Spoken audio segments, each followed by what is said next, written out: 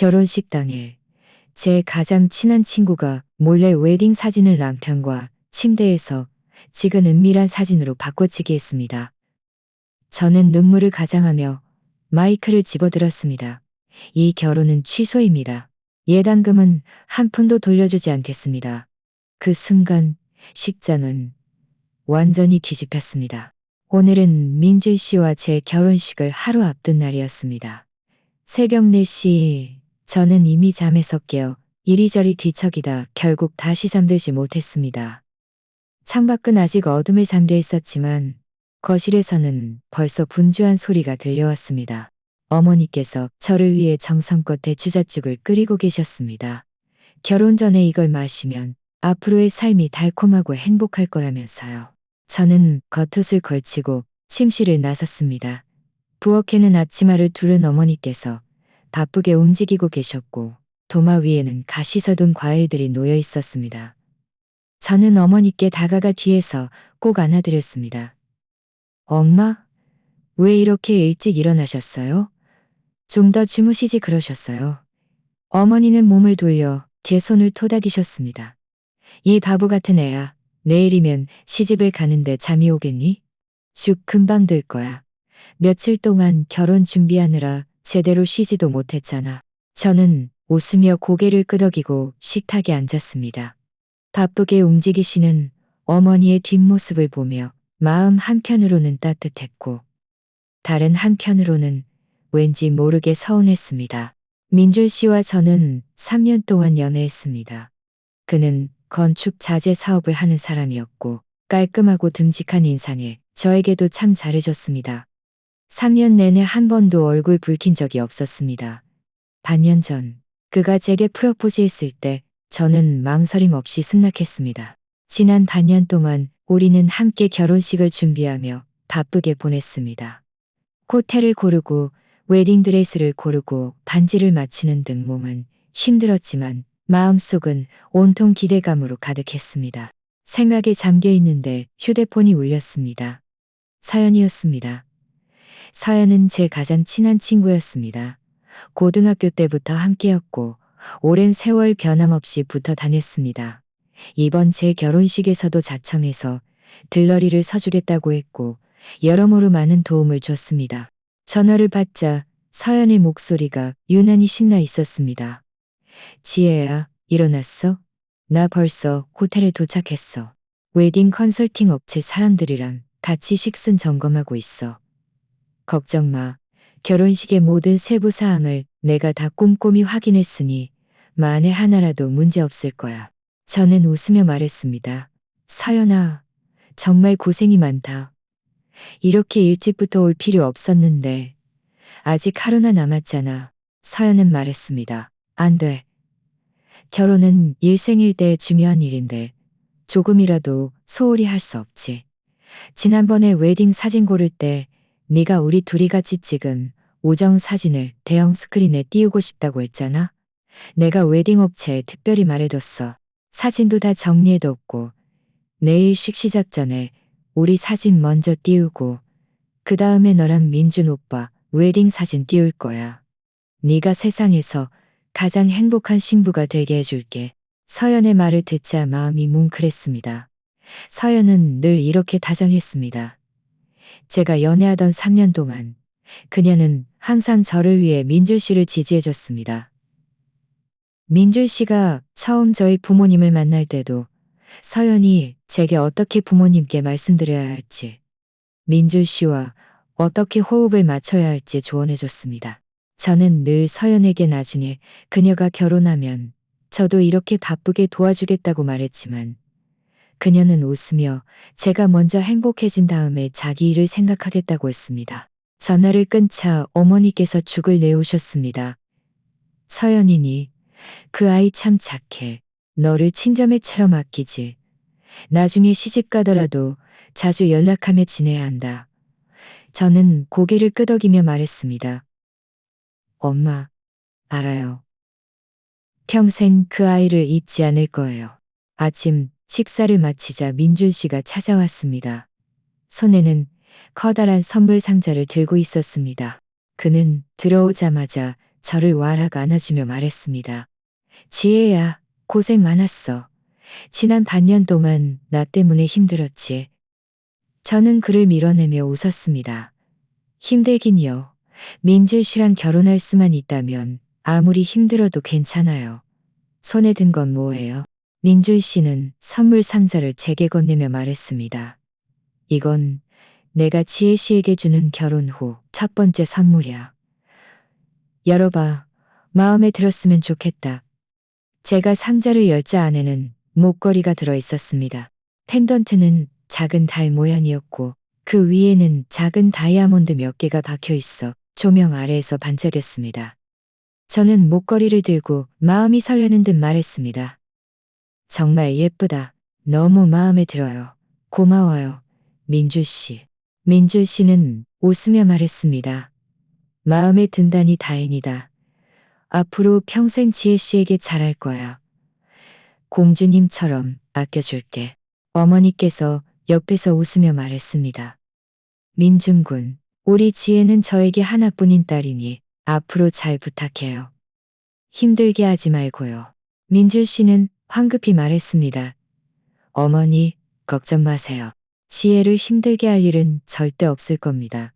보물처럼 아끼고 사랑할게요.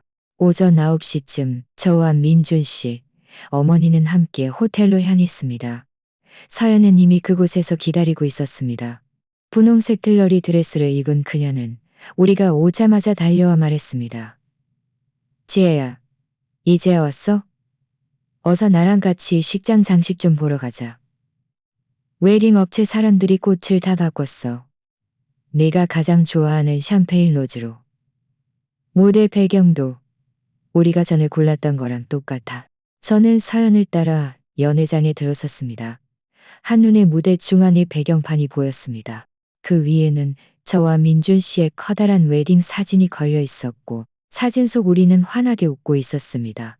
무대 양쪽에는 샴페인 로즈가 가득했고 하얀 안개꽃이 장식으로 더해져 있었습니다. 모든 것이 따뜻하고 로맨틱해 보였습니다. 서연은 제 손을 잡고 대형 스크린 앞으로 다가갔습니다.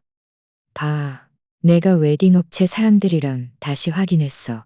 내일식 시작하면 우리 우정 사진을 3분 동안 먼저 띄우고 그 다음에 너랑 민준 오빠 웨딩 사진을 5분 동안 띄울 거야. 마지막으로는 너희 둘의 연애 영상도 보여줄 거고 모든 사람들이 너를 부러워하게 될 거야. 대형 스크린에 반복해서 재생되는 미리 보기 사진을 보며 제 마음은 기대감으로 가득 찼습니다. 내일 결혼식 풍경을 상상했습니다. 제가 웨딩드레스를 입고 아버지 손을 잡고 한 걸음 민준 씨에게 걸어가는 모습, 반지를 교환하며 사랑을 맹세하는 모습들을 떠올리니 눈물이 핑 돌았습니다. 민준 씨가 다가와 뒤에서 저를 안았습니다. 지혜야, 내일이면 내 신부가 되는구나. 정말 행복해. 서연은 옆에서 웃으며 말했습니다. 됐어, 됐어. 여기서 애정인가 그만하고 어서 나랑 하객 명단 다시 확인하러 가자. 혹시 빠진 사람 없는지, 그리고 들러리랑 신랑 신부의 동선도 다시 말해줘야 해. 그 후 하루 종일 우리는 식순을 확인하고 하객 명단을 점검하고 웨딩드레스를 시착하며 바쁘게 보냈습니다. 발이 아플 정도로 힘들었지만 모두의 얼굴에는 웃음꽃이 피어 있었습니다. 저녁에 집에 돌아와 침대에 누워 침대 머리맡에 웨딩 사진을 보며 마음속으로 다짐했습니다. 지혜야, 내일이면 결혼하는 거야. 꼭 행복하게 살아야 해. 부모님의 기대도 민준 씨와 서연이의 노력도 저버리지 않을 거야. 저는 휴대폰을 들어 서연에게 메시지를 보냈습니다. 서연아, 오늘 정말 고생 많았어. 나를 위해 이렇게 많이 해줘서 고마워. 내일 지나면 나는 유부녀가 되겠지만 나 잊으면 안 돼. 얼마 지나지 않아 서연에게 답장이 왔습니다. 이 바보 같은 애야. 나한테 무슨 객기야. 내일은 그냥 예쁘게 신부 역할만 하면 돼. 다른 일은 다 나한테 맡겨. 난 영원히 네 가장 친한 친구야. 네가 결혼하든 안 하든 우리 우정은 변치 않을 거야. 서연의 답장을 보며 마음이 따뜻해졌고 저는 서서히 잠들었습니다. 꿈속에서 저는 순백의 웨딩드레스를 입고 많은 사람들의 축복 속에서 민준 씨와 함께 결혼식장에 들어섰습니다. 서연은 옆에서 웃으며 우리에게 박수를 보내고 있었습니다. 저는 이 꿈이고 현실이 될 것이라고 생각했습니다. 민준 씨와 평생 행복하게 살 것이라고 믿었습니다. 하지만 저는 전혀 예상하지 못했습니다. 다음 날 결혼식에서 저를 기다리고 있던 것은 행복이 아니라 평생 잊지 못할 지옥이었다는 것을요. 결혼식 당일 아침 6시 헤어 메이크업 아티스트가 집으로 찾아왔습니다. 저는 화장대에 앉아 거울 속 순백의 웨딩드레스를 입은 제 모습을 보며 눈시울이 붉어졌습니다. 어머니께서는 옆에 앉아 제 면사포를 정리해 주시며 눈물을 훔치셨습니다. 우리 지혜가 다 컸네. 오늘 시집을 가는구나. 앞으로는 잘 보살펴야 해. 앞으로는 잘 보살펴야 해. 저는 어머니의 손을 잡고 말했습니다. 엄마, 걱정 마세요. 그때 서연이 화장품 가방을 들고 문을 열고 들어오며 웃었습니다. 지혜야, 오늘 너무 예쁘다. 꼭 선녀가 내려온 것 같아. 저는 웃으며 말했습니다. 너는 말도 잘한다. 왜 이렇게 늦게 왔어? 벌써 와 있을 줄 알았는데. 서연은 다가와 제 드레스 자락을 정리해주며 말했습니다. 나 벌써 호텔에 도착했었어. 웨딩 업체 사람들이랑 마지막으로 식순 확인하고 대형 스크린 재생 순서도 다시 확인했지. 절대 문제 없을 거야. 봐, 내가 플랫슈즈도 가져왔어. 시 끝나는 가을 신어. 발 아프면 안 되잖아. 서연의 손에 들린 플랫슈즈를 보자 마음이 따뜻해졌습니다. 민준 오빠, 구경만 하지 말고 어서 우리 지혜에게 꽃을 바치고 빨리 데려가야죠. 식시간 늦겠어요. 민준 씨는 황급히 꽃을 제게 건네며 한쪽 무릎을 꿇고 말했습니다. 지혜 씨, 저와 결혼해 주세요. 평생 지혜 씨에게 잘할 거예요. 저는 꽃을 받고 고개를 끄덕였습니다. 마음속은 행복감으로 가득 찼습니다. 식순에 따라 잠시 소란스러운 시간을 보낸 후 민준 씨는 저를 데리고 호텔로 향했습니다. 웨딩카에 앉아 민준 씨는 계속 제 손을 잡고 말했습니다. 지혜 씨, 저와 결혼해줘서 고마워요. 이제 우리는 한 가족이 되는 거예요. 열심히 돈 벌어서 지혜 씨에게 좋은 삶을 살게 해줄게요. 저는 웃으며 말했습니다. 믿어요. 앞으로 우리 함께 노력해서 행복한 가정을 꾸려나가요. 호텔에 도착했을 때는 이미 오전 10시가 넘었습니다. 하객들은 거의 다 도착해 있었고 저는 신부 대기실에 안내되었습니다. 서연은 계속 저와 함께 물을 건네주고 화장을 고쳐주며 결혼식에서 주의할 점들을 이야기해줬습니다. 10시 58분 결혼식이 정식으로 시작되었습니다. 음악이 울려 퍼지고 저는 아버지 손을 잡고 한 걸음 무대를 향해 걸어갔습니다. 연회장은 하객들로 가득 차 있었고 모두 웃으며 저를 바라보았고 어떤 사람들은 휴대폰으로 사진을 찍기도 했습니다. 저는 무대 중앙에 서 있는 민준 씨를 보았습니다. 양복을 입은 그는 늠름하고 멋있었고 웃으며 제게 손을 내밀고 있었습니다. 무대 중앙에 다다르자 아버지께서 제 손을 민준 씨에게 건네며 그의 어깨를 두드리셨습니다. 민준 군, 내 딸을 자네에게 맡기네.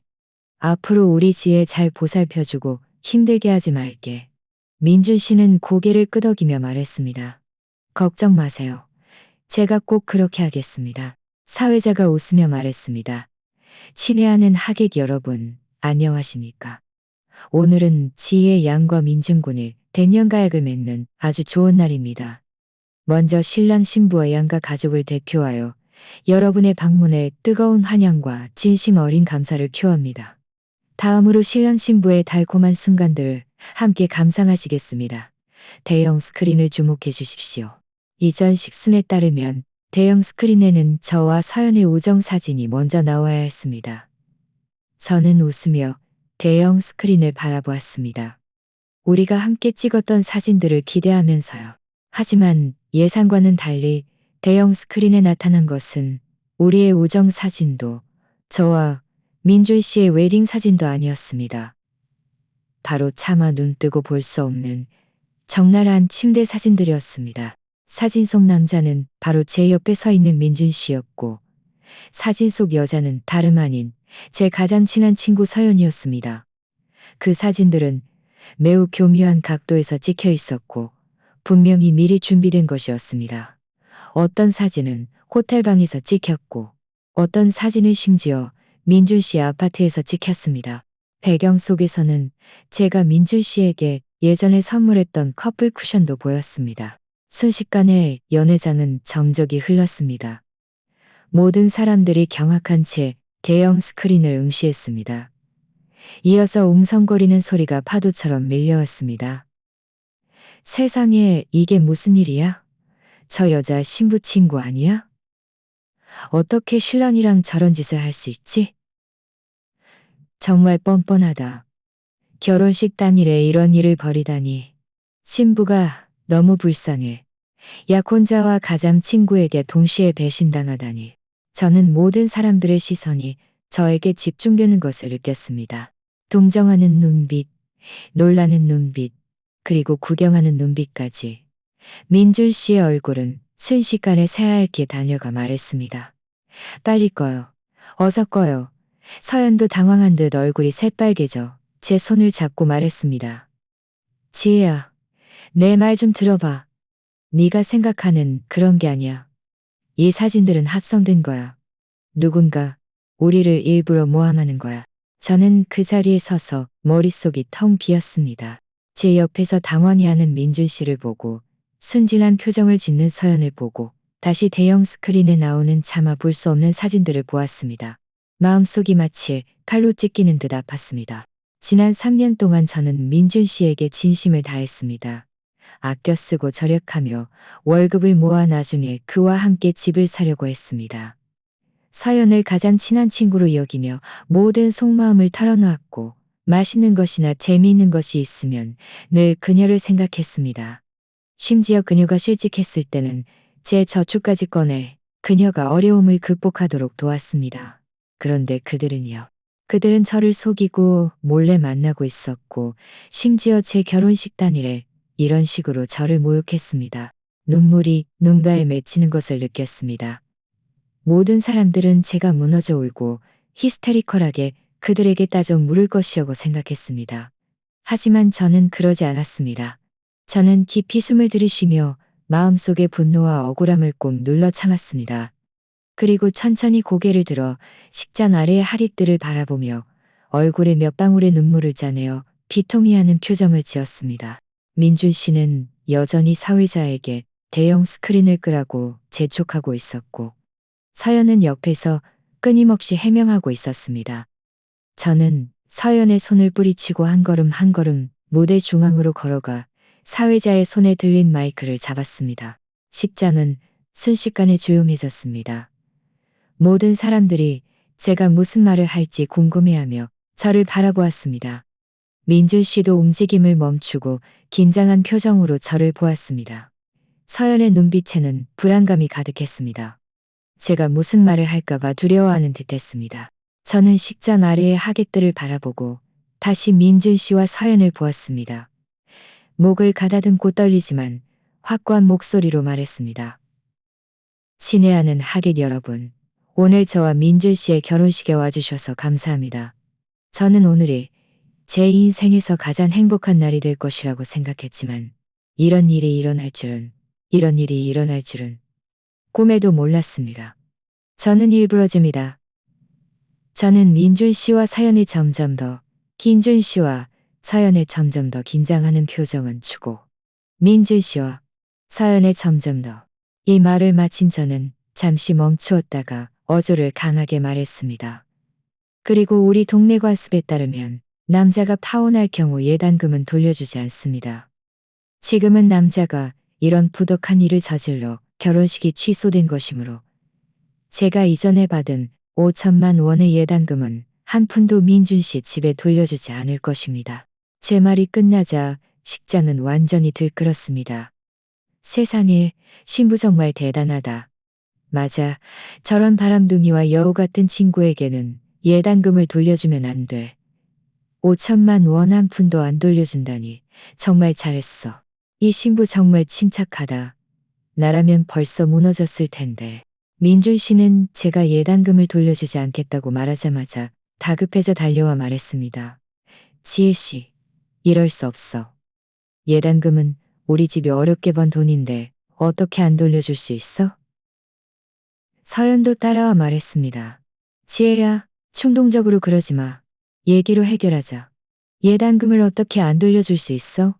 게다가 그 사진들은 다 가짜야. 몇 장의 가짜 사진 때문에 결혼식을 취소할 수는 없잖아. 저는 그들을 차갑게 바라보았습니다. 마음속은 조롱으로 가득했습니다.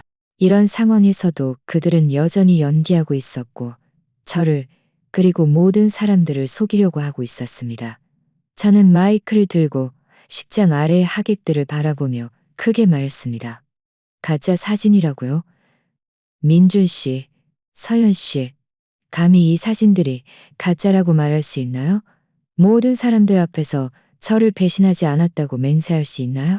민준 씨와 서연은 제 질문에 할 말을 잃었고 얼굴은 불그락불락하며 제 눈을 똑바로 쳐다보지 못했습니다. 그들의 초라한 모습을 보자 제 마음이 조금은 편해졌습니다. 민준 씨는 제 질문에 아무 말도 못하고 얼굴이 새빨개져서 제 손에 들린 마이크를 빼앗으려 했습니다. 저는 미리 대비하고 한 걸음 뒤로 물러나 그의 손을 피했습니다. 식장 아래의 하객들은 아수라장이 되었습니다. 어떤 사람들은 민준 씨와 서연을 가리키며 이 두 사람 정말 뻔뻔하다. 들켰는데도 잡아떼려 하다니. 라고 욕했고 어떤 사람들은 신부님, 저런 사람들은 신부님, 저런 사람들과는 말할 필요 없어요. 아버지께서는 얼굴이 새빨개져 무대 위로 달려와 민준 씨의 멱살을 잡고 말했습니다. 민준, 이 짐승 같은 놈.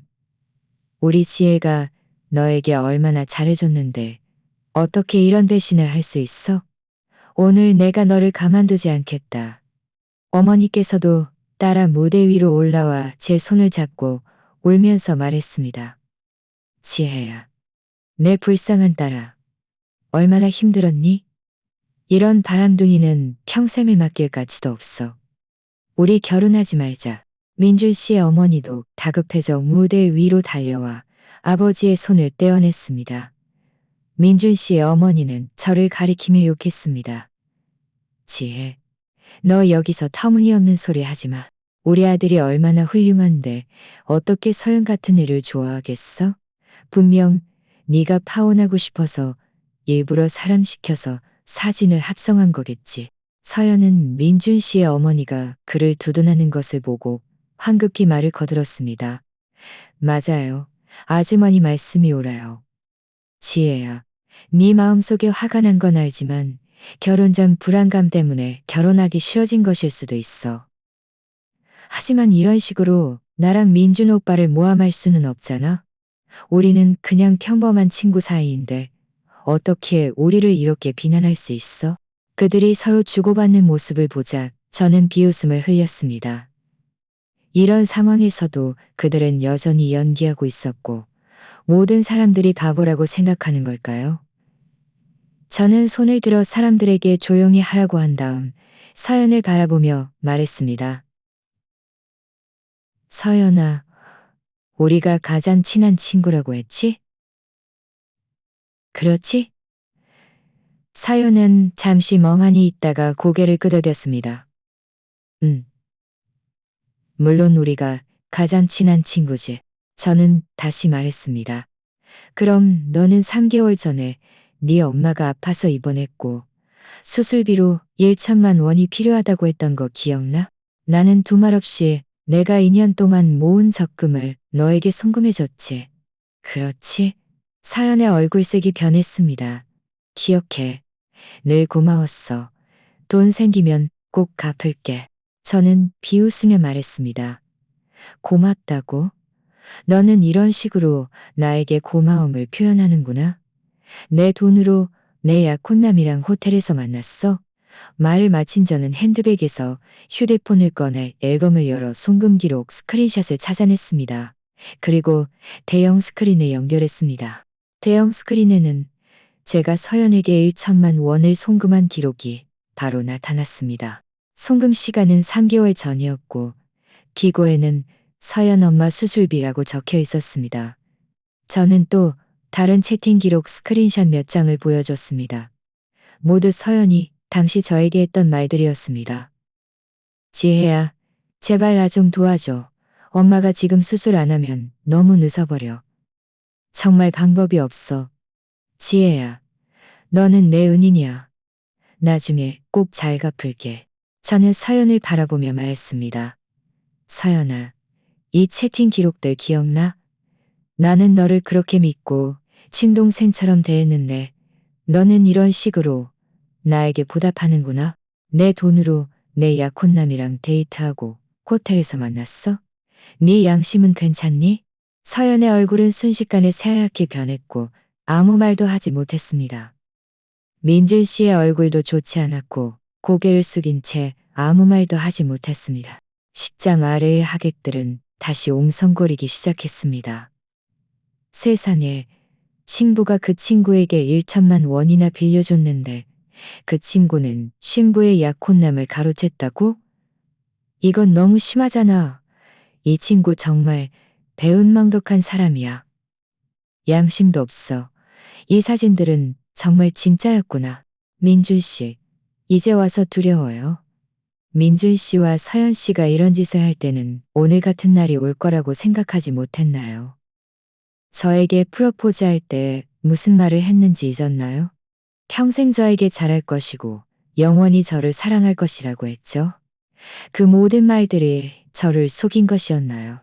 민준 씨는 저를 바라보았습니다. 그의 눈빛은 죄책감으로 가득했습니다. 지혜야, 미안해.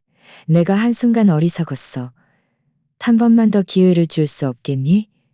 앞으로 서연과는 절대 연락하지 않을게. 지혜 씨에게 잘할게. 서연도 따라와 말했습니다. 지혜야, 내가 잘못했어. 한순간 충동적으로 이런 짓을 하면 안 되는 거였는데. 우리를 용서해줘. 결혼식은 계속할 수 있어. 앞으로 우리가 잘 보상할게. 저는 그들을 보며 웃음을 터뜨렸습니다. 눈물이 나올 정도로 웃었습니다. 용서해 달라고요? 민준 씨, 서연 씨, 그게 가능하다고 생각해요? 저의 등 뒤에 칼을 꽂고 또 꽂았으면서 이제 와서 저를 용서해 달라고요? 저를 뭘로 보는 거예요? 바보로 보는 건가요? 저는 마이크를 들고 식장 아래의 하객들에게 말했습니다. 친애하는 하객 여러분, 오늘 여러분께 추한 모습을 보여드려 죄송합니다. 저 지혜는 대단한 사람은 아니지만 저에게도 저만의 성과 존엄이 있습니다. 민준 씨와 서연 씨는 저를 배신하고 상처 주었습니다. 저는 그들을 절대 용서하지 않을 것입니다. 이 결혼은 다시 한번 말씀드리지만 취소되었습니다. 5천만 원의 예단금은 한 푼도 돌려주지 않을 것입니다. 말을 마친 저는 민준 씨와 서연을 차갑게 바라보며 말했습니다. 두 사람 알아서 잘 살아요. 그리고 저는 아버지와 어머니의 손을 잡고 돌아서서 무대를 내려왔습니다. 식장 아래의 하객들은 모두 저에게 박수를 보냈고 어떤 사람들은 신부님 잘했어요. 응원합니다. 라고 소리쳤습니다. 저는 뒤돌아보지 않았고 민준 씨와 서연을 다시 보지도 않았습니다. 저는 이 순간부터 그들과는 아무 관계도 없다는 것을 알았습니다. 저는 저를 배신한 약혼자와 배은망덕한 친구를 잃었지만 저의 존엄을 지켰고 그들의 진짜 얼굴을 똑똑히 보았습니다. 연회장 문을 나설 때 저는 무대를 한번 돌아보았습니다. 민준 씨와 서연은 무대 중앙에 서서 두 명의 광대처럼 하객들의 손가락질을 받으며 얼굴이 극도로 난처해 보였습니다. 민준 씨의 어머니는 옆에서 계속 욕설을 퍼붓고 있었고 식장은 아수라장이었습니다. 어머니께서 제 손을 잡고 말했습니다. 지혜야, 뒤돌아보지 마. 저런 사람들은 다시 볼 가치도 없어. 우리 집에 가자. 엄마가 더 좋은 사람 소개해 줄게. 저는 고개를 끄덕였습니다. 눈물이 결국 터져 나왔습니다. 이 눈물은 슬픔 때문이 아니라 해방감 때문이었습니다. 저는 결혼 전에 그들의 진짜 얼굴을 발견한 것을 다행으로 생각했습니다. 제 남은 삶의 행복을 그들의 손에 맡기지 않은 것을요. 호텔을 나서자 햇살이 눈부셨습니다. 저는 깊이 숨을 들이쉬었고 마음이 훨씬 가벼워지는 것을 느꼈습니다. 비록 이 결혼식이 소동으로 끝났지만 저는 이로 인해 많은 사람들을 알게 되었고 많은 것을 깨달았습니다. 앞으로의 삶은 저 자신을 위해 살아야 합니다. 열심히 살아가면 언젠가는 저를 진정으로 소중히 여겨줄 사람을 만나 저만의 행복을 찾을 것이라고 믿습니다. 저와 부모님은 집에 돌아왔지만 엉덩이를 붙이기도 전에 문 밖에서 쿵쿵거리는 문 두드리는 소리가 들렸습니다. 민준 씨 어머니의 날카로운 고함 소리가 함께 들렸습니다. 치해, 문 열어. 예단금 돌려줘. 아버지께서 화가 나서 벌떡 일어나 문을 열려고 하셨습니다. 저는 황급히 아버지를 말렸습니다. 아빠, 흥분하지 마세요. 제가 처리할게요. 저는 깊이 숨을 들이쉬고 문으로 다가가 문구멍으로 밖을 내다보았습니다. 문 밖에는 민준 씨 부모님과 서연이 서 있었습니다. 민준 씨 어머니는 양손을 허리에 얹고 험악한 표정을 짓고 있었고 서연은 고개를 숙인 채 저를 쳐다보지 못했습니다. 제가 문을 열자 차갑게 말했습니다. 무슨 일로 오셨어요? 민준 씨 어머니는 저를 밀치고 집 안으로 들어와 제 코앞에 손가락질하며 욕설을 퍼부었습니다. 치해, 이 독한 년. 감히 우리 집 예단금을 안 돌려줘. 5천만 원이라고? 우리 집 평생 모은 돈이야. 네가 무슨 자격으로 안 돌려주는 거야? 민준 씨도 따라 말했습니다. 지혜 씨, 빨리 예단금 돌려줘. 안 그러면 경찰에 신고할 거야. 어머니께서 다가와 제 앞에 서서 말했습니다. 너희들이 예단금을 요구할 낯짝이 있어. 너희 민준이네가 이런 풍속을 해치는 짓을 저질러서 우리 딸 명예를 더럽혔어. 정신적 피해 보상도 요구하지 않은 것만으로도 다행인 줄 알아야지. 감히 예단금을 요구해? 민준 씨 아버지가 말했습니다. 무슨 풍속을 해쳐? 다 오해야. 서연이랑 우리 아들은 그냥 평범한 친구 사이야. 그 사진이란 영상은 다 합성된 거야. 너희 집 지혜가 파혼하고 싶어서 일부러 우리를 함정에 빠뜨린 거라고. 서연도 고개를 들고 작은 목소리로 말했습니다. 지혜야, 네 마음속에 화가 난 건 알지만 민준 오빠네가 힘들게 번 돈이야. 그래도 예단금은 돌려주는 게 좋지 않아. 안 그러면 일이 커지면 모두에게 안 좋을 거야. 그들이 흑백을 뒤집는 모습을 보자 저는 비웃음을 흘렸습니다. 몸을 돌려 침실로 들어가 서류철을 들고 나와 거실 테이블 위에 던지며 말했습니다. 오해라고요? 합성이라고요? 합성이라고요? 직접 보세요. 이 모든 게 증거예요. 아직도 어떻게 잡아떼려 하세요? 민준 씨 어머니가 서류철을 열자 안에는 인쇄된 채팅 기록과 송금 영수증이 가득했습니다. 민준 씨와 서연의 메신저 채팅 기록에는 온통 애매모호하고 노골적인 대화들이 담겨 있었습니다. 그들이 호텔에서 만나고 민준 씨 아파트에 가기로 약속한 기록들도 있었습니다. 예를 들어 민준 씨가 자기야. 내가 결혼해도 계속 너에게 잘할게. 지혜 그 바보는 전혀 눈치채지 못할 거야 라고 말한 것이나 서연이 민준 오빠 더 이상 기다릴 수 없어. 오빠랑 당당하게 함께하고 싶어. 또 서연이 저에게 빌린 1천만 원으로 민준 씨에게 선물 시계, 옷을 사주고 심지어 두 사람이 함께 여행을 가서 사용한 영수증도 있었습니다. 민준 씨와 서연은 이 증거들을 보자 얼굴이 순식간에 새하얗게 변했고 더 이상 아무 말도 하지 못했습니다. 민준 씨 어머니는 여전히 변명하려 했습니다. 이건 다 가짜야. 너희가 조작한 거라고. 저는 휴대폰을 들어 녹음 기능을 켜고 말했습니다. 가짜라고요?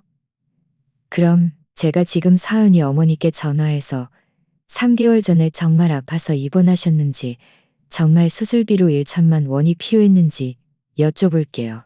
민준 씨는 이 결혼식을 위해 우리 집이 얼마나 많은 돈을 썼는지 생각해 봤어요? 우리 부모님은 저에게 1억 5천만 원 상당의 차를 주시고 1억 원의 혼수금도 주셨어요. 이 모든 게 우리 결혼을 위해 준비된 것이었는데 지금 결혼식이 취소되었고 우리 집 명예는 손상되었고 우리 부모님의 체면도 당신들 때문에 땅에 떨어졌어요. 이 모든 손해는 누가 배상할 건가요? 저는 잠시 멈추었다가 계속 말했습니다. 우리 동네 관습에 따르면 남자가 파혼할 경우 예단금은 돌려주지 않고 여자가 파혼할 경우 예단금은 전액 돌려줍니다. 지금은 당신들 남자가 부도덕한 일을 저질러 결혼식이 취소된 것이니 제가 예단금을 돌려주지 않는 것은 합리적입니다.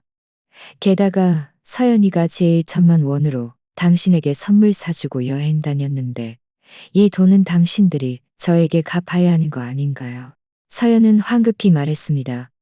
갚을게, 갚을게. 돈 생기면 꼭 1천만 원 돌려줄게. 민준 씨 어머니가 말했습니다. 그건 서연이가 너에게 빚진 돈이지. 우리랑은 상관없어. 예단금은 반드시 돌려줘야 해. 안 그러면 우리 법원에 고소할 거야. 저는 비웃으며 말했습니다. 고소하고 싶으면 마음대로 하세요. 저는 이렇게 많은 증거를 가지고 있으니 법원은 분명히 저를 지지할 거예요.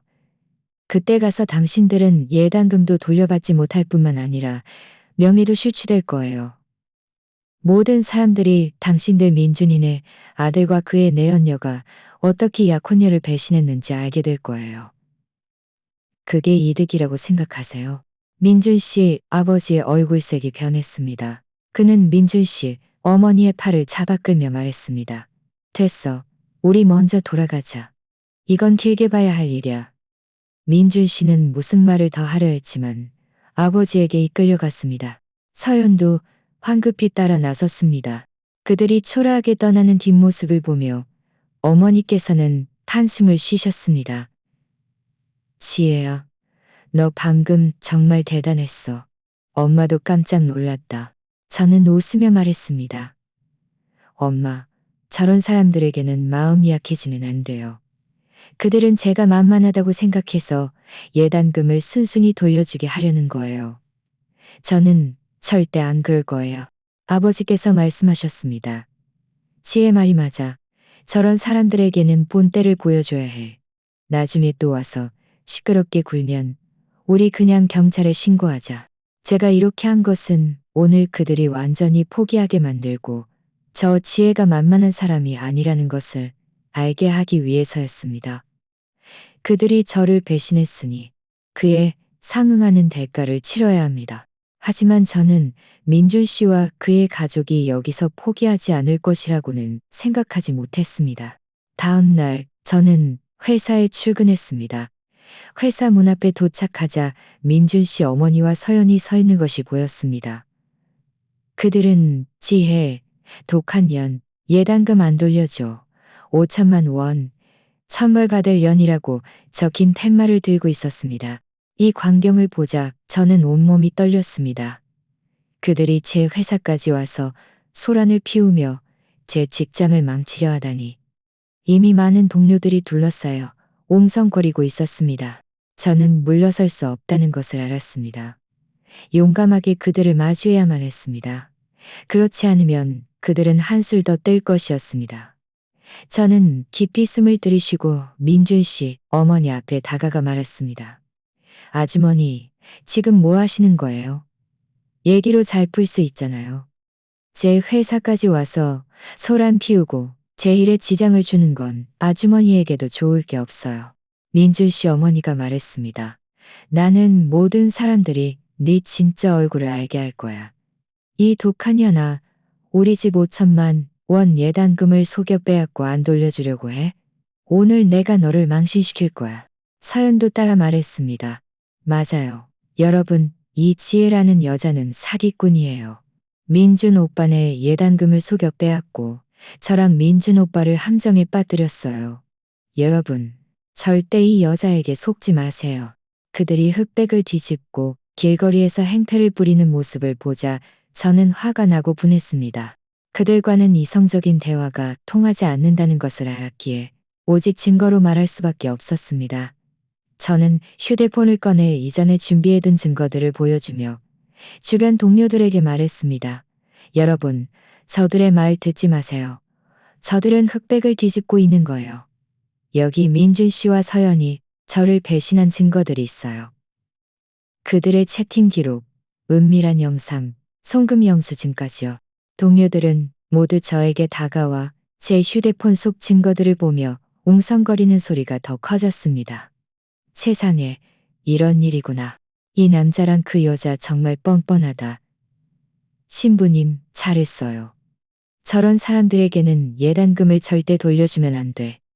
남의 회사까지 와서 소란 피우는 건 너무 심하잖아.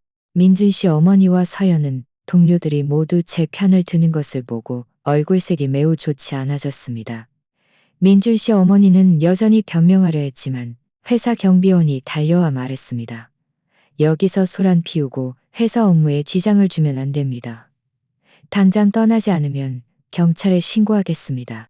민준 씨 어머니는 겁에 질려 황급히 팻말을 걷어 서연을 끌고 말했습니다. 가자. 이 일은 아직 끝나지 않았어. 그들이 허둥지둥 떠나는 뒷모습을 보며 저는 한숨을 쉬었습니다. 동료들이 모두 다가와 저를 위로했습니다. 지혜씨, 마음에 담아두지 마세요.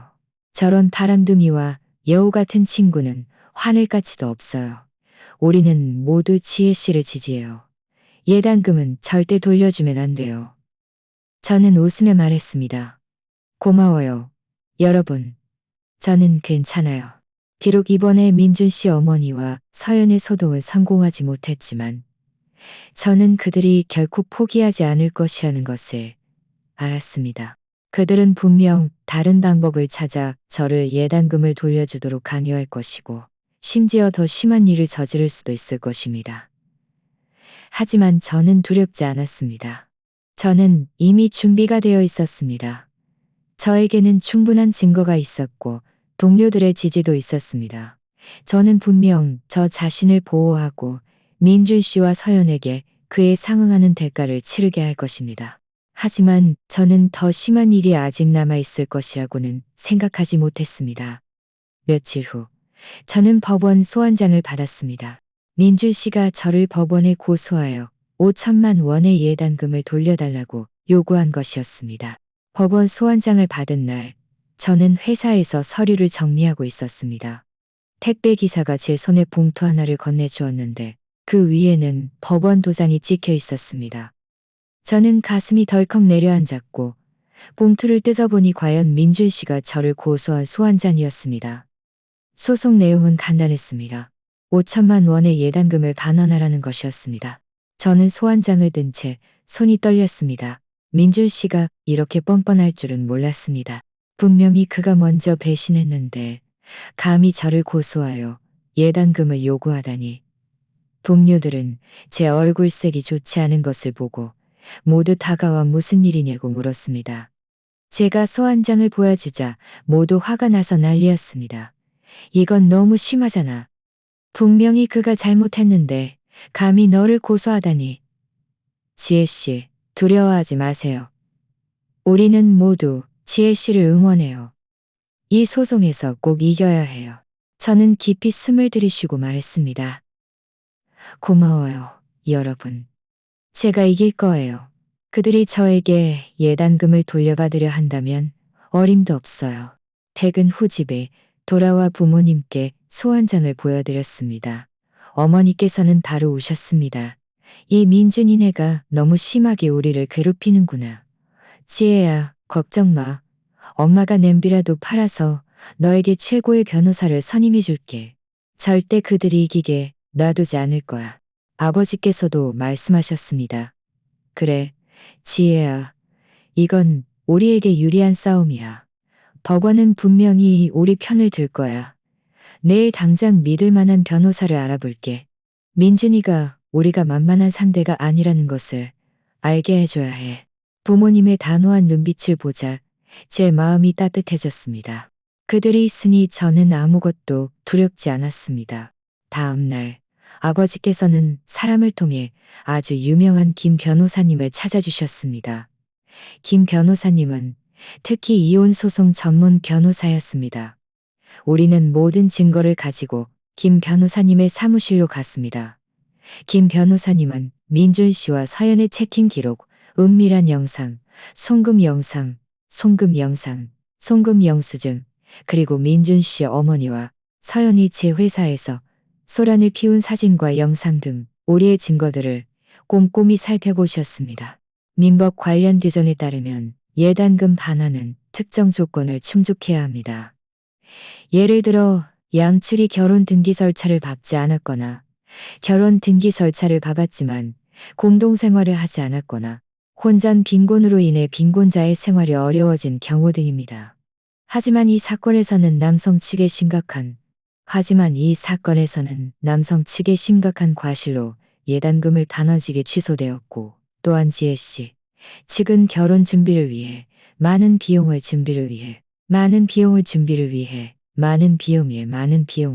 저는 안도의 한숨을 쉬며 말했습니다. 변호사님, 이 말씀만 들으니 안심이 됩니다. 저는 그들이 이렇게 오만하게 구는 것을 용납할 수 없어요. 분명히 그들이 잘못했는데 감히 저에게 예단금을 돌려달라고 하다니요. 김 변호사님은 말했습니다. 걱정 마세요. 제가 지혜 씨의 권리를 최대한 옹호해 드릴 겁니다. 그들의 소송 청구를 기각시키는 것뿐만 아니라 역소송을 제기하여 정신적 피해 보상과 명예훼손에 대한 손해배상도 요구할 수 있습니다. 그 후 며칠 동안 김 변호사님은 우리를 위해 역소송 자료를 정리하고 더 많은 증거를 수집했습니다. 여기에는 제 회사 동료들의 증언, 호텔 하객들의 증언, 그리고 민준 씨와 서연이 저를 배신한 더 많은 채팅 기록들이 포함되었습니다. 재판이 시작되는 날, 저와 아버지, 김 변호사님은 함께 법원으로 갔습니다. 민준 씨와 그의 부모님, 서연도 와 있었습니다. 민준 씨 어머니는 여전히 험악한 표정이었고 서연은 계속 고개를 숙인 채 저를 쳐다보지 못했습니다. 재판이 시작되자 민준 씨 측 변호사가 먼저 발언했습니다. 저와 민준 씨가 결혼 등기 절차를 밟지 않았으므로 법률 규정에 따라 예단금을 반환해야 한다고 주장했습니다. 또 그 사진과 영상은 모두 합성된 것이고 제가 민준 씨와 서연을 일부러 함정에 빠뜨린 것이라고 말했습니다. 김 변호사님은 즉시 반박하며 우리가 준비한 증거들을 하나하나 판사와 배심원들에게 보여줬습니다. 판사님, 배심원 여러분, 이 증거들을 보십시오. 이것은 민준 씨와 서연의 메신저 채팅 기록입니다. 그들의 부적절한 관계가 명확하게 드러나 있습니다. 그들이 호텔에서 만나고 민준 씨 아파트에 가기로 약속한 기록들도 있습니다. 이것은 그들의 은밀한 영상입니다. 이것은 서연이 지혜 씨에게 빌린 1천만 원으로 민준 씨에게 선물 사주고 여행 다닌 송금 영수증입니다. 이 모든 증거들은 민준 씨와 서연이 심각한 과실로 지혜 씨를 배신하여 결혼식이 취소되었음을 증명하기에 충분합니다. 김 변호사님은 잠시 멈추었다가 계속 말했습니다. 또한 지혜 씨는 이 결혼식을 준비하기 위해 많은 것을 희생했습니다. 그녀의 부모님은 1억 5천만 원 상당의 차량과 1억 원의 혼수금을 주셨습니다. 이 모든 것이 결혼을 위해 준비된 것이었습니다. 지금 결혼식이 취소되면서 지혜 씨의 명예는 심각하게 훼손되었고 정신적으로도 큰 충격을 받았습니다.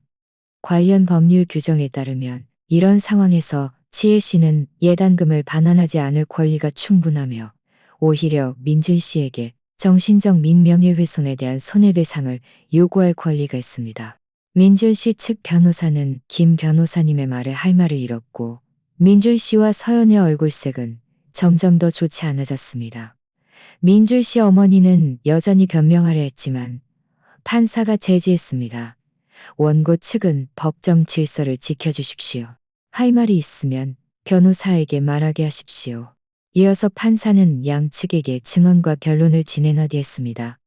김 변호사님은 논리적으로 명확하고 증거가 충분했으며 민준 씨와 그의 변호사를 반박할 여지조차 주지 않았습니다. 민준 씨와 서연은 법정에서 서로에게 책임을 전가했습니다. 민준 씨는 모두 서연이 먼저 자신을 유혹했다고 말했고 서연은 모두 민준 씨가 자신과 결혼하겠다고 약속했기 때문에 그와 함께했다고 말했습니다. 이 모든 것은 그들 스스로 자초한 일이었고 이런 결말을 맞이하는 것이 마땅했습니다. 재판이 끝난 후 판사는 판결을 보류했습니다.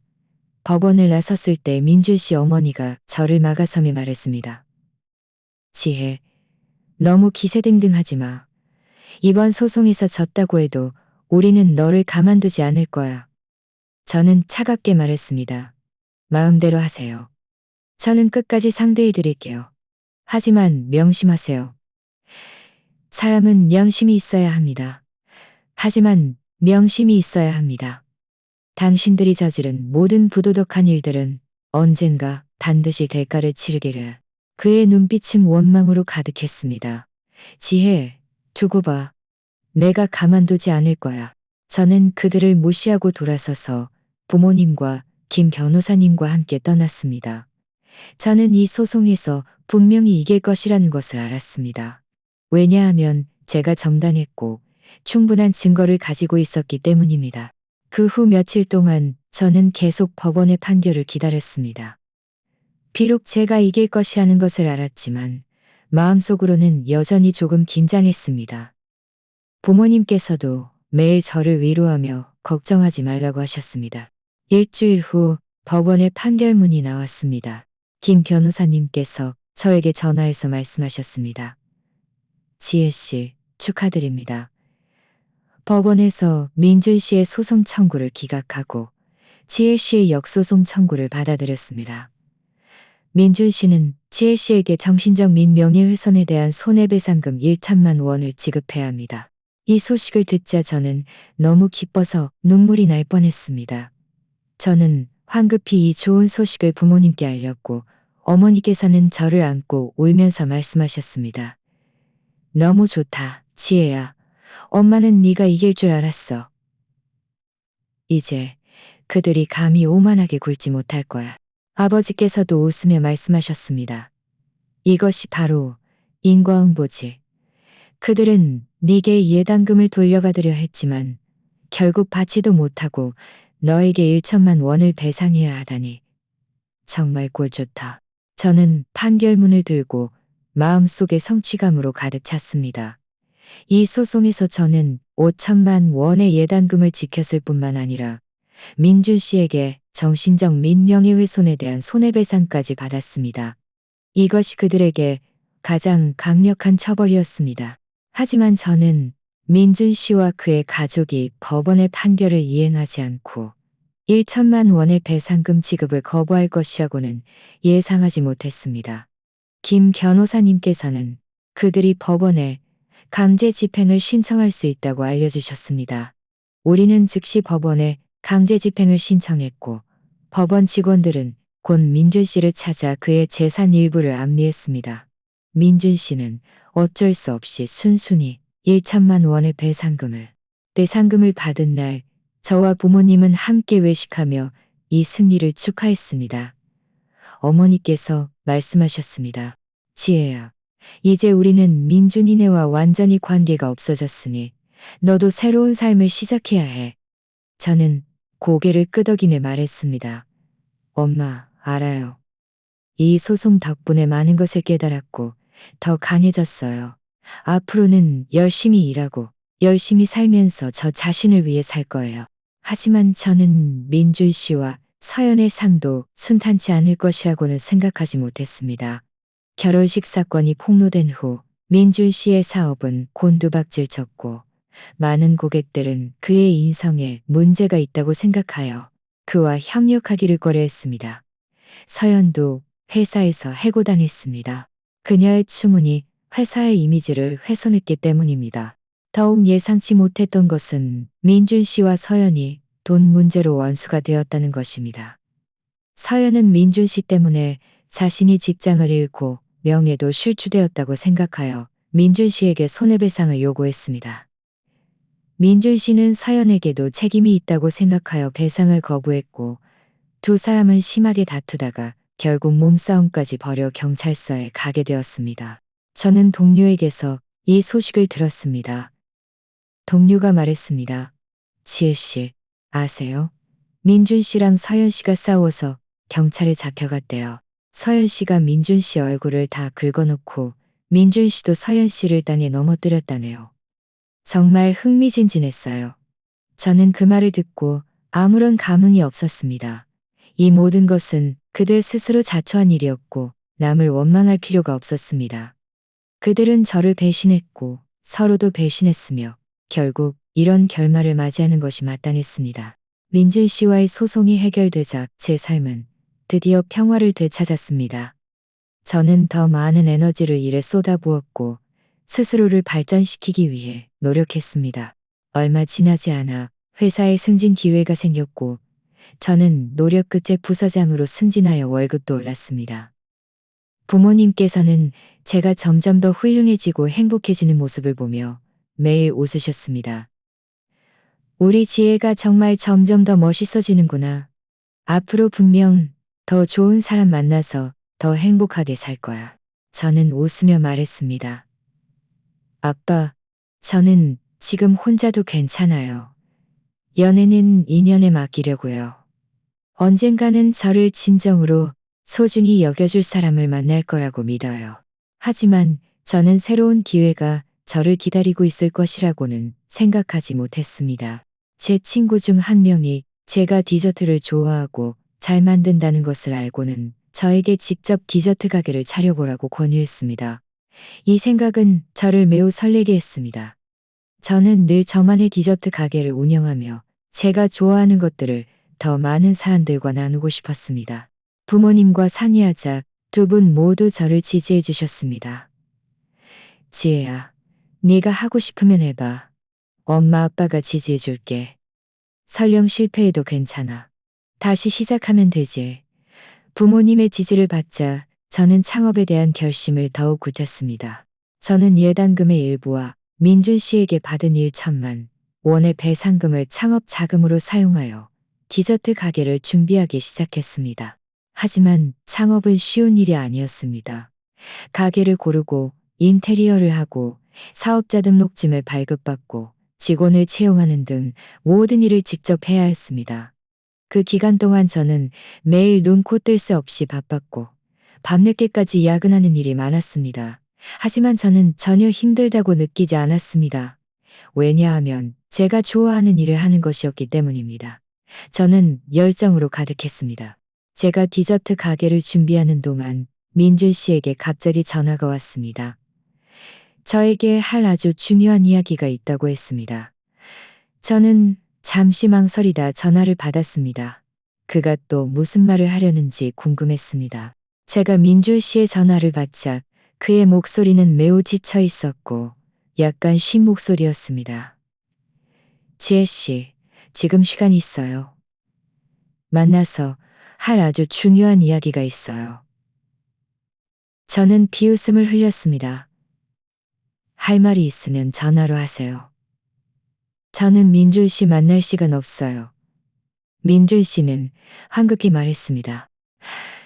지혜 씨, 이 일은 아주 중요해서 직접 만나서 얘기해야 해요. 제가 예전에 다 잘못했어요. 지혜 씨에게 정말 미안해요. 지금 정말 후회하고 있어요. 한 번만 더 기회를 줄 수 없겠니? 그의 애원하는 듯한 목소리를 듣자 저는 역겨움을 느꼈습니다. 하지만 한편으로는 그가 도대체 무슨 속셈인지 궁금했습니다. 그래서 말했습니다. 좋아요. 30분만 시간을 내줄게요. 우리 회사 근처 카페에서요. 늦으면 그냥 돌아갈 거예요. 말을 마친 저는 전화를 끊고 회사에 휴가를 내고 택시를 타고 카페로 갔습니다. 카페에 도착하자마자 저는 민준 씨를 한눈에 알아보았습니다. 그는 구석에 앉아 있었는데 구겨진 옷을 입고 머리는 헝클어져 있었고 눈은 핏줄로 가득했습니다. 예전보다 훨씬 초라해 보였고 결혼식 때의 기세등등한 모습은 찾아볼 수 없었습니다. 저는 그의 맞은편에 앉아 말했습니다. 무슨 할 말 있어요? 빨리 말해요. 저는 시간이 없어요. 민준 씨는 저를 바라보았습니다. 그의 눈빛은 죄책감으로 가득했습니다. 지혜 씨, 정말 미안해요. 결혼식 사건이 터진 후로 저는 매일 후회하고 있어요. 제 사업은 곤두박질 쳤고 고객들은 모두 떠나갔어요. 회사도 지금 파산 직전이에요. 서연이랑도 원수가 되어서 매일 저에게 돈을 요구하고 제 회사에 와서 소란을 피워요. 저는 지금 정말 미칠 지경이에요. 저는 차갑게 말했습니다. 그 모든 것은 민준 씨 스스로 자초한 일이에요. 저랑은 아무 상관없어요. 오늘 저를 찾아온 것이 이런 말을 하려고 한 건 아니겠죠. 민준 씨는 황급히 말했습니다. 아니에요. 제가 지혜 씨를 찾아온 것은 부탁할 일이 있어서요. 지혜 씨가 지금 잘 지내고 있고 사업도 성공한 것을 알아요. 저에게 돈을 좀 빌려줄 수 없겠어요? 회사 자금을 좀 돌려야 해요. 회사가 다시 좋아지면 제가 2배로 갚을게요. 그리고 예전에 배상했던 1천만 원도 함께 돌려줄게요. 저는 그를 보며 웃음을 터뜨렸습니다. 민준 씨, 혹시 정신이 이상한 거 아니에요? 저를 배신하고 저를 법원에 고소까지 했으면서 이제 와서 감히 저에게 돈을 빌려달라고 해요? 제가 민준 씨에게 돈을 빌려줄 거라고 생각해요? 민준 씨의 얼굴은 순식간에 붉어졌습니다. 지혜 씨, 제가 예전에 지혜 씨에게 정말 많은 잘못을 저지른 것을 알아요. 지금 이런 말을 하는 것이 정말 파렴치하다는 것도 알아요. 하지만 저는 정말 방법이 없어요. 제가 지금 돈을 빌리지 못하면 회사는 완전히 망할 것이고 저도 모든 것을 잃게 될 거예요. 제발 저를 불쌍히 여겨 1천만 원만 빌려줄 수 없겠어요? 저는 자리에서 일어나 말했습니다. 민준 씨, 꿈도 꾸지 마세요. 저는 당신에게 돈을 빌려주지 않을 뿐만 아니라 당신에게 말해줄게요. 오늘 당신의 이 모든 상황은 자업자득이에요. 당신이 예전에 저를 배신할 때 오늘 같은 날이 올 거라고 생각하지 못했나요? 지금 당신의 고통은 제가 예전에 받았던 상처에 비하면 아무것도 아니에요. 민주 씨도 자리에서 일어나 제 손을 잡고 말했습니다. 지혜 씨, 제가 잘못했어요. 한 번만 더 기회를 줘요. 앞으로는 정말 착하게 살고 다시는 그런 바보 같은 짓을 하지 않을게요. 제발 저 좀 도와줘요. 저는 힘껏 그의 손을 뿌리치며 말했습니다. 제 손 놓아요. 저는 당신을 돕지 않을 거예요. 그 생각은 버려요. 주변 사람들이 모두 우리를 쳐다보았고 저는 너무 창피했습니다. 몸을 돌려 떠나려는데 민지 씨가 따라 나와 카페 문 앞에서 저를 막아서며 말했습니다. 지혜, 네가 나에게 돈을 안 빌려주면 네 회사에 가서 소란을 피우고 네 집에 가서 소란을 피울 거야. 너도 편안하지 못하게 해줄 거야. 그의 흉악한 모습을 보자 저는 전혀 두렵지 않았습니다. 오히려 우습게 느껴졌습니다. 민준 씨, 제가 아직도 당신의 협박에 겁먹을 거라고 생각해요? 당신이 감히 제 회사나 집에 와서 소란을 피우면 저는 바로 경찰에 신고할 거예요. 경찰이 당신을 처리하게 할 거예요. 그때 가서 당신은 돈도 빌리지 못할 뿐만 아니라 잡혀가게 될 거예요. 그게 이득이라고 생각해요. 민준 씨는 제 말에 할 말을 잃었고 얼굴은 불그락불그락했습니다.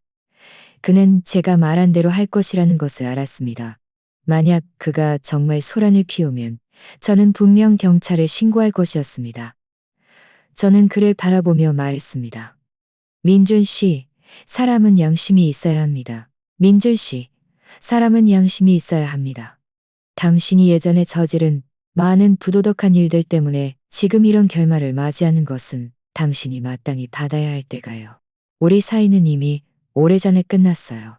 말을 마친 저는 돌아서서 떠났고 다시는 그를 뒤돌아보지 않았습니다. 그의 시선이 계속 저를 따라오는 것을 느꼈습니다. 원망과 불만이 가득한 시선이었지만 저는 조금도 신경 쓰지 않았습니다. 회사로 돌아와 이 일을 동료들에게 말하자 동료들은 모두 화가 나서 난리였습니다. 이 민준이라는 남자 정말 파렴치하다. 감히 지혜 씨에게 돈을 빌려달라고 하고 심지어 협박까지 하다니. 지혜 씨, 앞으로 정말 조심해야 해요. 그가 다시 지혜 씨를 괴롭히지 못하게 해야 해요. 저는 웃으며 말했습니다. 고마워요, 여러분. 저는 괜찮아요. 그는 그냥 저를 위협하는 거예요. 감히 정말 소란을 피우지는 못할 거예요. 비록 입으로는 그렇게 말했지만 마음속으로는 여전히 조금 걱정했습니다. 민준 씨가 정말 어떤 극단적인 일을 저지를까봐 두려웠습니다.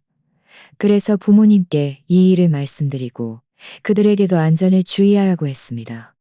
어머니께서는 걱정하지 말라고 하셨고 조심하겠다고 하시며 만약 민준 씨가 소란을 피우면 바로 경찰에 신고하겠다고 하셨습니다.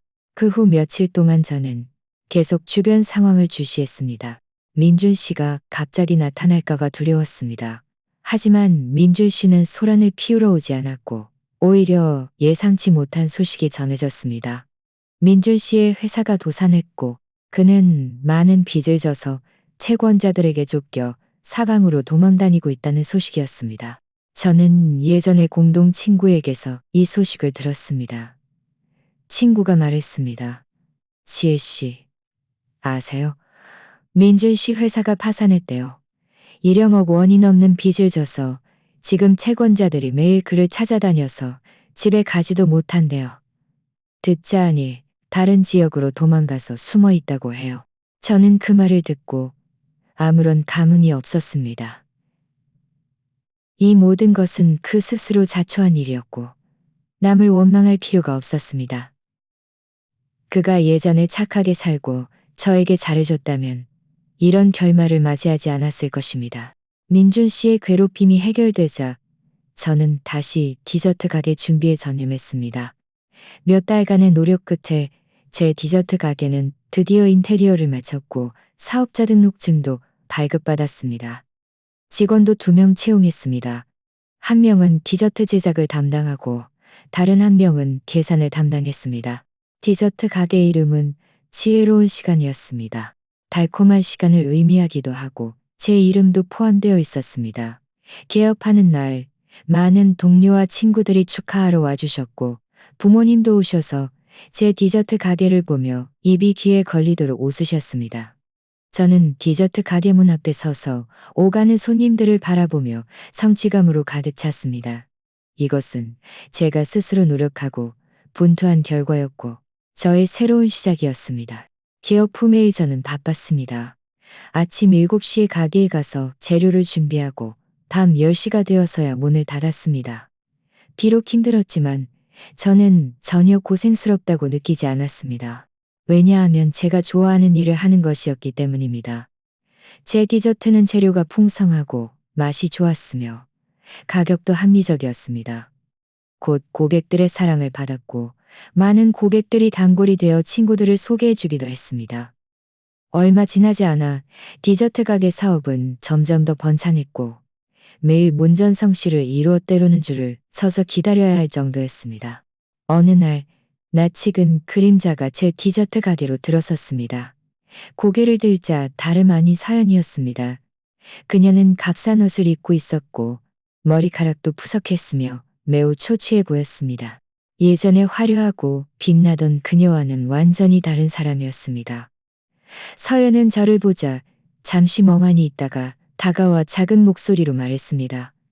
지혜야, 오랜만이야. 저는 차갑게 말했습니다. 무슨 일로 왔어? 서연은 그냥 네 디저트 맛 좀 보러 왔어. 네 디저트 가게가 잘 된다고 해서 와봤어라고 말했습니다. 저는 아무 말 없이 하던 일을 계속했습니다. 서연은 가게에 앉아 티라미수를 주문했습니다. 제 직원이 티라미수를 그녀에게 가져다 주자 그녀는 한 입 먹고 말했습니다. 정말 맛있다. 내가 예전에 먹어본 것보다 훨씬 맛있어. 잠시 후 서연이 다시 다가와 말했습니다.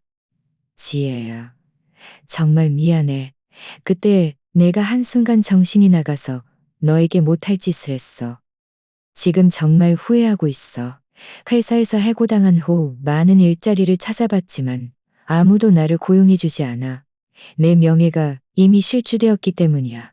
민준 오빠도 도망가서 나 혼자 남겨졌어. 나는 지금 정말 힘들어. 저는 그녀를 바라보며 말했습니다. 그 모든 것은 네가 스스로 선택한 길이야. 지금 와서 이런 말을 하는 게 무슨 소용이 있어? 서연은 눈물을 흘리며 말했습니다. 소용없는 거 알아. 그냥 너에게 미안하다고 말하고 싶었어. 나는 지금 정말 막다른 길에 다다랐어. 나 좀 도와줄 수 없겠니? 네 디저트 가게에서 일하게 해줘. 뭐든지 할게. 설거지든 청소든 다 괜찮아. 그냥 밥 한 끼 먹을 수 있게만 해줘. 그녀의 불쌍한 모습을 보자 저는 조금도 동정심이 생기지 않았습니다. 예전에 그녀가 저를 배신할 때 오늘 같은 날이 올 거라고 생각하지 못했나요? 내 돈을 가지고 내 약혼남이랑 호텔에서 만날 때 이런 결말이 올 거라고 생각하지 못했나요? 저는 고개를 저으며 말했습니다. 미안하지만 여기는 사람이 필요 없어요. 다른 일자리를 찾아보세요. 서연은 황급히 말했습니다. 지혜야, 제발 한 번만 기회를 줘. 나는 정말 이 일이 필요해. 열심히 할게. 저는 단호하게 말했습니다. 됐어요. 여기는 당신을 환영하지 않아요. 어서 가세요. 제 장사에 방해되지 마세요. 서연은 저를 바라보았습니다. 그녀의 눈빛은 절망으로 가득했습니다. 지혜, 너 정말 이렇게 매정해? 내가 예전에 잘못했다고 해도 죽어가는 사람을 외면할 수는 없잖아? 저는 그녀를 바라보며 말했습니다. 매정하다고? 내가 예전에 너를 그렇게 믿고 가장 친한 친구로 여겼는데 너는 나를 배신하고 상처 주었어. 그때는 왜 스스로 매정하다고 생각하지 않았어? 나는 지금 당신과 더 이상 아무 관계도 맺고 싶지 않을 뿐이야. 이게 잘못된 건가요? 서연은 제 말에 할 말을 잃고 울면서 디저트 가게를 뛰쳐나갔습니다. 그녀의 초라한 뒷모습을 보며 저는 아무런 감정도 느끼지 않았습니다. 제가 이렇게 냉정하게 행동하는 것을 알았지만 저는 그녀를 용서할 수 없었고 그녀가 제게 주었던 상처를 잊을 수도 없었습니다. 사연이 다녀간 후 저는 다시는 그녀를 보지 못했습니다. 나중에 듣자 하니 그녀는 많은 돈을 빚져 채권자들에게 쫓겨 어쩔 수 없이 다른 지역으로 일하러 갔다고 합니다. 게으르고 편한 일만 찾으며 힘든 일은 하지 않으려다가 도박에 빠져 많은 빚을 졌고 채권자들에게 쫓겨 사방으로 도망다니며 죽지 못해 살고 있다고 합니다. 악인에게는 악보가 따른다는 말은 틀린 말이 아니었습니다. 민준 씨와 서연은 그들의 탐욕과 이기심 때문에 남에게 상처를 주었고 결국 그들의 행동에 대한 무거운 대가를 치렀습니다. 그리고 저는 이 모든 일을 겪은 후 더욱 강하고 성숙해졌습니다. 저는 번창하는 디저트 가게를 얻었을 뿐만 아니라 저를 진심으로 사랑하고 아껴주는 남자도 만났습니다. 반년 후 하줄 씨는 제 생일에 저에게 프로포즈했습니다. 그는 반지를 티라미수 안에 숨겨두었고 제가 반지를 발견하자 그는 무릎을 꿇고 반지를 들고 말했습니다. 지혜 씨를 만난 것은 제 인생 최고의 행운입니다. 지혜 씨가 예전에 많은 고통을 겪었다는 것을 알지만 저는 지혜 씨에게 약속합니다. 앞으로 평생 지혜 씨 곁을 지키고 지혜 씨를 보호하며 영원히 행복하게 해줄게요. 저와 결혼해 줄래요? 그의 진심 어린 눈빛을 바라보며 저는 웃으며 고개를 끄덕였습니다. 네, 그럴게요. 주변 친구들과 가족들은 모두 우리에게 박수를 보냈고 어머니도 웃으며 눈물을 훔치셨습니다. 너무 좋다, 지혜야. 드디어 자기 행복을 찾았구나. 1년 후 저와 하준 씨는 소박하지만 따뜻한 결혼식을 올렸습니다. 화려한 장식은 없었지만 친지와 친구들의 축복이 가득했습니다. 결혼식에서 하준 씨는 제 손을 잡고 말했습니다. 지혜 씨, 앞으로 남은 삶 동안 눈보라가 당신이고 맑음이 당신이고 맑음이 당신이고 영광이 당신이고 영광이 당신이며 마음속의 부드러움이 당신이고 시선이 닿는 모든 곳 또한 당신입니다. 저는 그를 바라보며 웃으며 말했습니다. 하진 씨, 앞으로 남은 삶 동안 저도 당신입니다. 결혼 후의 삶은 평범했지만 행복했습니다. 하준 씨는 변함없이 저에게 잘해줬고 제 디저트 가게 사업을 지지해줬습니다. 우리는 함께 양가 부모님을 모시고 함께 미래의 삶을 계획했습니다. 제 디저트 가게도 점점 더 잘 되어 나중에는 2개의 지점을 더 열었고 모두 번창했습니다. 저는 드디어 제가 좋아하는 모습으로 살게 되었습니다. 자신감 있고 독립적이며 행복한 모습으로요. 때로는 그 비극적인 결혼식을 떠올립니다. 민줄 씨와 사연도요. 만약 그 결혼식이 아니었다면 저는 아마도 속임수에 빠진 행복 속에서 살면서 그들의 진짜 얼굴을 영원히 알지 못했을 것입니다. 그 결혼식은 비록 저에게 고통과 치욕을 안겼지만 동시에 많은 사람들을 알게 하고 많은 것을 깨닫게 하여 저를 더욱 강하고 성숙하게 만들었습니다. 저는 배신과 상처를 겪은 후에도 저 자신을 포기하지 않고 용감하게 맞서고 열심히 살아가기로 선택한 것을 매우 다행으로 생각합니다. 또한 하준 씨를 만난 것도 큰 행운이었습니다.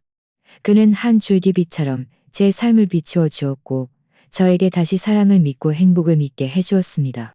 삶이란 그런 것입니다. 항상 시련과 시험을 주지만 용감하게 맞서고 희망을 포기하지 않는다면 분명히 어둠을 뚫고 자신만의 햇살을 맞이할 수 있을 것입니다. 저는 저와 비슷한 경험을 한 모든 여성분들께 말씀드리고 싶습니다. 배신과 상처를 두려워하지 마세요. 한 번의 실패한 연애 때문에 자신을 부정하지 마세요. 당신은 더 좋은 것을 받을 자격이 있다는 것을 믿어야 합니다. 포기하지 않는다면 언젠가는 당신을 진정으로 소중히 여기고 사랑하며 평생 행복하게 해줄 그 사람을 만나게 될 것입니다. 그리고 당신에게 상처를 주었던 그 사람들은 결국 그들의 행동에 대한 대가를 치르게 될 것입니다. 오늘 이야기가 마음에 드셨다면 좋아요를 눌러주시고 구독해주세요. 어떤 유형의 이야기가 더 듣고 싶으신지 댓글로 여러분의 생각을 공유해주세요. 계속해서 흥미로운 이야기를 들려드리겠습니다.